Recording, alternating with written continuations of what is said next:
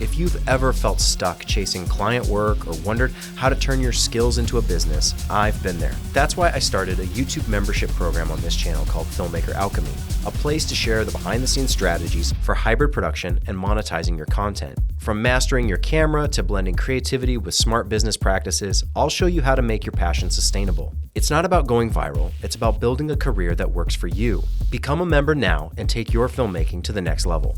Anytime you do anything, it always seems like everyone else has an opinion about what you should do or what you could do or what you ought to do. And I'm here to tell you that you know you best. And for me, what I found is that when I know all that extra information, but I just do what works for me, that's when I find the most success. You see, this comes down to a lot of different things of how you should shoot, how you should edit, what you should do, and how you should do it. And most importantly, on the publication side, YouTube and the algorithm, whether it's TikTok or Instagram or wherever you're publishing, there's so many best practices and strategy and how to optimize and all of that. And it seems like almost everybody knows those best practices these days of what you should be doing. And yet very few people actually put that to the test and realize what I've come to realize, not just on this channel, but across multiple channels over many, many years of doing this on YouTube specifically, with content creation being the thing, is that there are so many of those best practices or strategy hacks or tips or tricks that just don't always apply or lead to diminishing returns. You see, you can go crazy trying to over-optimize every single thing with a YouTube video, the title, the thumbnail, how you create the content, all the effort that you put into it. And many times, in fact, most of the time, you'll realize that all that effort you're putting in is not rewarded on the other end in terms of views or monetization. And that's really, really frustrating as a creator. Constantly trying your hardest, trying your best, following every single thing, doing the checklist, spending all this time, creating the best video possible, putting it, with the best title, the best thumbnail, and still getting lackluster results. And yet, you'll see other channels do it almost effortlessly, where video after video after video, constantly getting huge views, huge monetization. Whole businesses are built on YouTube at this point in time. And that's a really tough spot to be in when everyone around you or people in the comments or anyone will come in and be like, well, have you thought about making better thumbnails? Have you optimized your titles? Have you thought about doing this, thought about doing that? Whatever it is, make sure you put this in the description. And you can realize when you do all those things, you can spend all that time and it doesn't lead to anything. And meanwhile, a lot of times you'll be surprised that the videos you have the least hope for, you don't even try. They're just throwaway, they're just filler, they're just whatever. You didn't even put any effort into it. All of a sudden, that'll be the video that takes off. And that's the one that gets, 100,000 views or 1 million views or whatever it might be. And I think the key for me, at least, because I can't tell you what you should do, I'm just going to tell you what I do. I've just found that I have to find a way to make production as effortless for me as possible that meets the kind of return, the reward on the other end. Because if I know that the algorithm isn't going to necessarily reward my effort, let's say I spent 40 hours making a video. Let's say I spent a month making a video. That could be the best video ever. But what's that going to get me? Is that going to guarantee me 1 million views? No, not at all. Is it going to guarantee me 10 million views? No, not at all. There are many times where you can spend as little amount of effort as possible and get the maximum reward. And I'm not saying you should do that either. Again, I'm not telling you what you should do. I'm going to tell you what I do. What I do is I try and find the Goldilocks spot. I try and put the right amount of effort into the content, knowing that I can't really guarantee the views. I can't guarantee the performance. I'm going to put in the level of effort that I think is worthwhile. What is it worth it to me to invest in this video, in this topic, in this piece of content? Because it even varies across different channels, different topics, different industries and categories. There's hair and makeup, you've got food tutorials, you've got technology tutorials, you've got news coverage in the world of geopolitics. You have so many commentary communities out there. There's so many niche groups with different sized audiences. You look at some of the biggest channels that appeal to the most people, And then you see other channels that specify. They're very, very specific to like mechanics or baking or something even more niche like lawn care. I don't know, whatever it is. How to deliver, I'm sure it's out there for like DoorDashers and Uber Eats drivers, like little hacks and optimizations there as well. And maybe some of that trickles over to a mass audience where it is interesting. But a lot of it is very, very niche, very specific. And that's what I do on this channel. I try and I don't know, it's the work that I do that I think is reflected maybe on that side in maybe only a handful of individuals, maybe 100 people, 1,000 people. I don't know who it applies to. Maybe you're one of them, maybe you're not. It seems like some people appreciate it, but it's certainly not the mass appeal. So there's no sense in me spending thousands of hours. Let's be realistic. Even something like I did a review on the GH5. Let's use a specific example for where this applies.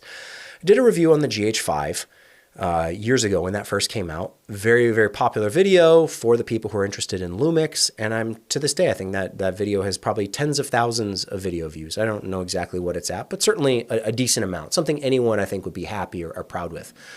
But it took me, I want to say, a 40-hour work week, but I might have actually worked closer to like 60 or maybe even 80 hours on putting that video together because it's a lot of shooting, it's a lot of editing, making sure that you're being accurate with your text and your titles and all this stuff. You want to guarantee that what you're doing is good. I think I had even shot some stuff back then at 10-bit and my computer couldn't handle it. So there's a lot of complication, a lot of hair pulling, a lot of stress and frustration just to make a YouTube video that I think ultimately has generated like $200. You can make $200 a lot easier than that. So it has to be about passion and what you want to be doing. I love cameras. I love the Lumix cameras. So for me, that was an easy investment at that time to make a video that spoke to me. That was more or less for me and what I thought was useful for other people.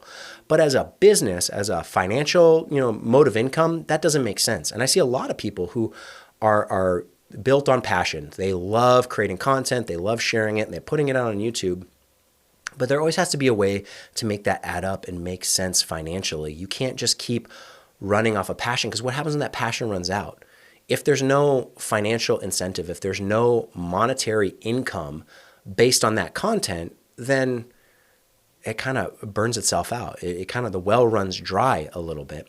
And you have to find those balances and what makes sense, what effort is worth the reward. There are countless people on YouTube channels telling you, do this, do this, do this, do this, do this.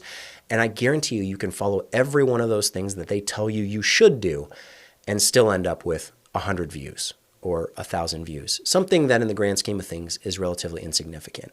You have to find what works for you. There are so many channels that every channel starts at zero. They start very, very small. And each of them finds their own way to kind of make it work. And I found this to be true across a bunch of different channels, but there's always a way to make it work that makes sense given your unique circumstances. Every single person is an individual. Every single person is unique. Their brains all work slightly different. So what seems like the right choice for one person may seem like the wrong choice for someone else. And this is what I've found. It's good to know all the strategy and optimizations and things you should do. But you kind of also have to know when to ignore it and when to say, that's not worth the effort that I'm going to put into it. And sometimes that has to come from the pain of trial and error. Sometimes you have to suffer through it just to get to that finish line of realizing, oh yeah, all those hoops I jumped through were more or less nonsense. They didn't really add up or amount to anything. If there were a secret to going viral, to being successful, everyone would do it. And the truth is that it does not apply. It is not a universal rule where if you do X, Y, and Z, you'll be a millionaire. It just does not work that way.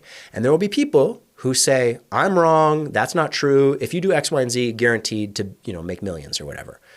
Anyone selling you that, you can choose to believe them if you want. I have not found it to be the case. You can listen to the top creators, the best of the best, and even if you follow their advice, it can still lead you to failure. And it's especially painful when you've spent that much time, effort, and energy trying to create something, trying to be successful, and for it to fall flat.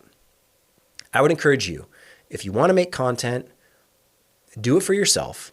Build it off a passion, yes, but don't overinvest. Don't put more effort into something that doesn't pay back in terms of views, in terms of financial reward, incentive, because you can't make that work. The math just does not add up. It is not sustainable for the long term. If you can find something that's effortless, I don't want to say easy, because easy is relative. That kind of applies to different people differently. Some people think certain things are easy. Other people think other things are easy.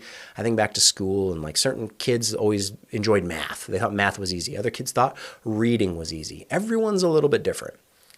If you can find the thing that's effortless for you, that really it's no sweat, it's pretty easy. And if you can find a way to make that work in your strategy, then do that. Double down on it, triple down on it. Don't worry about titles and thumbnails. They can be considerations, but don't overanalyze, don't overthink, don't worry to the point where you're spending, there's some people who will spend hours designing thumbnails when at the end of the day, sometimes the YouTube auto select thumbnail is good enough and the video would have got the same amount of views either way. I'm not saying do nothing, and I'm not saying do everything. Find the balance for you that meets somewhere in the middle that makes sense financially, effort-wise, because it does not make sense to do everything the best, the right way. That's what everyone will tell you. The right way to do it. Do it the right way. And now all that can add up over and over and over and over and over again. Those like 1% additional costs in terms of time, in terms of effort, adds up day over day, week over week, month over month, to the point where it just does not make sense. So, all that to say, find what works for you. I've sort of found what works for me, but then that also changes over time. And I try and do my best to follow the best practices. But when I start to see something that I realize this is going to take a lot of time, a lot of effort is going to go into this, editing is one of the obvious ones. There are so many videos that I've spent hours, sometimes days, sometimes weeks editing for my channel that had I just talked about it for 10 minutes, 15 minutes, 20 minutes, whatever, the actual views and what people engage with is higher on me just talking than me spending all this time editing over and over and over again. This is not a one-off anomaly. This is a pattern that I've seen for my content, for other people's content across multiple channels. Different categories. Effort does not always mean results. There are some people where that is true. Their particular effort, for whatever reason, pays off for them. And you have to know if that's you or not. And then there's other people, and I don't even think those people are like putting in effort. I think it's just natural to them. It's just what they think they ought to be doing. And then there's other people who think a little bit different, a slightly different way, and realize something else is going to work for them. You cannot copy paste. You can't carbon copy. There is no recipe. There's no, just do it like this other person. And that's the secret. You can find inspiration, but you ultimately have to find your own voice and a way to make it make sense and make it work for you. That is the secret. The real secret is the individual, the person, what speaks to them, what makes sense for them. It could be style, it could be editing, it could be the way they upload and how how they title and tag. Sometimes, super SEO optimized titles work well. Other times, bland generic titles work well. Other times, vague titles work well. There is no right answer. There is no best way to do it. And if you find those things that you're telling you, if you have 20 people all telling you what you should do, you can listen, but don't just follow it like it's directions. Don't follow it like it's marching orders. Because at the end of that path, you might realize you spend a whole lot of time doing something that didn't even matter anyway. So know it, but don't always follow it, I guess is my best advice, because that has been true for me. I don't know what's going to be true for you, but for me, all those hoops that you end up jumping through are just not worth it. And it's not a good feeling at the end of the day to try so hard and for it to fall flat. Try less, succeed more, maybe.